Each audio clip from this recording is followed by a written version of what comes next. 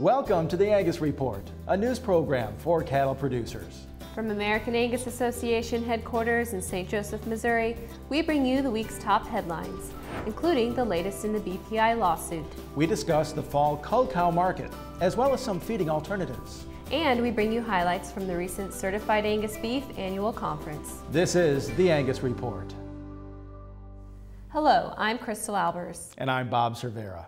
Our top news this week: the worst of the 2012 drought may be behind us, but its after effects could have cattlemen making some additional culling decisions.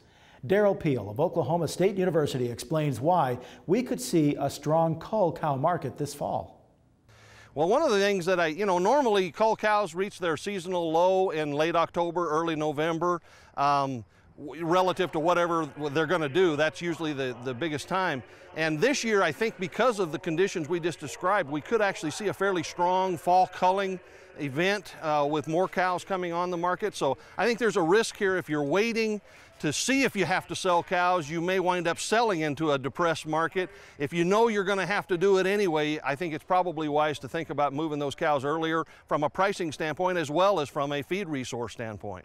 Beef Products Incorporated, BPI Technology, and Freezing Machines Incorporated filed a lawsuit against the American broadcasting companies, ABC News, and 3 ABC News reporters and others for disparaging statements about the company and its product, lean finely textured beef, or LFTB.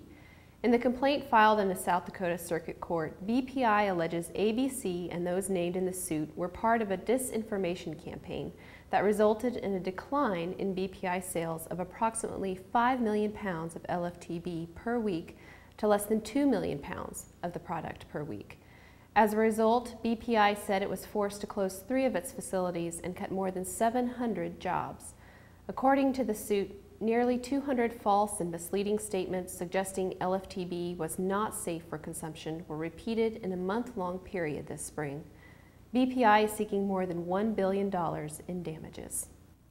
Cow-calf producers and feedlots are facing some tough challenges this fall, given recent drought conditions and subsequent corn prices. Distillers' grains have traditionally offered an alternative to high corn costs, but availability and price now limit producers' options. The distillers' market's been challenging because of the high price of corn. A lot of these plants have not been able to run full capacity. What we've had to do here is we've taken some of these byproducts of the ethanol industry and we're using a little less. We went to instead of using them for much of an energy source because of the drought, there's not a lot of hay, so we're using it more as a protein source. So consequently, we put up a lot more silage, and that'll have to be replacing the distiller's grain. On an as-fed basis, we run a lot of times at 40 to 50%, and we're probably going to be more closer to down to a 20-25, and part of that's pricing structure, and part of it, again, is going back to using it more as a protein source. A lot of times, cow-calf guys will bring their cows in and put them out on stalks. This year is going to be a challenge because a lot of these stock fields are going to be put up as a roughage resource and be baled. We're going to do as much as we can around here running cows on stalks. Strengthening international economies will help push ag exports to record levels next year, according to the latest USDA trade report. Estimates suggest 2013 will be a record year for U.S. agricultural exports, including significant growth for U.S. beef. Projections for 2012, meanwhile, will fall below 2011 totals, with an estimated $136.5 billion in sales.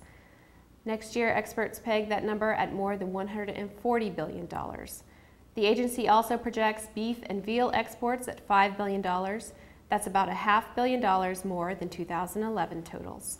Favorable economic growth, exchange rates, interest rates, and energy prices will likely boost general growth in world trade next year, according to the report. USDA has extended the Conservation Reserve Program grazing deadline to November 30th in counties eligible for emergency grazing.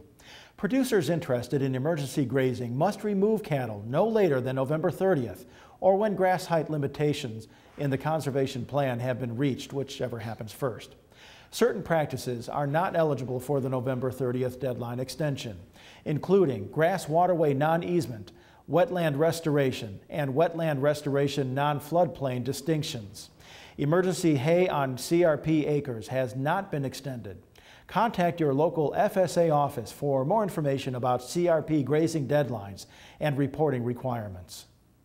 A challenge for the beef industry is helping consumers understand how steaks, roasts, and hamburgers get from the ranch to the dining room table.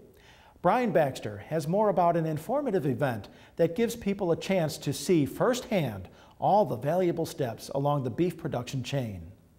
An enthusiastic busload of individuals recently went on the trip of a lifetime. They took part in the Gate to Plate Tour, a 2-day journey across New Mexico that highlighted all aspects of the beef industry.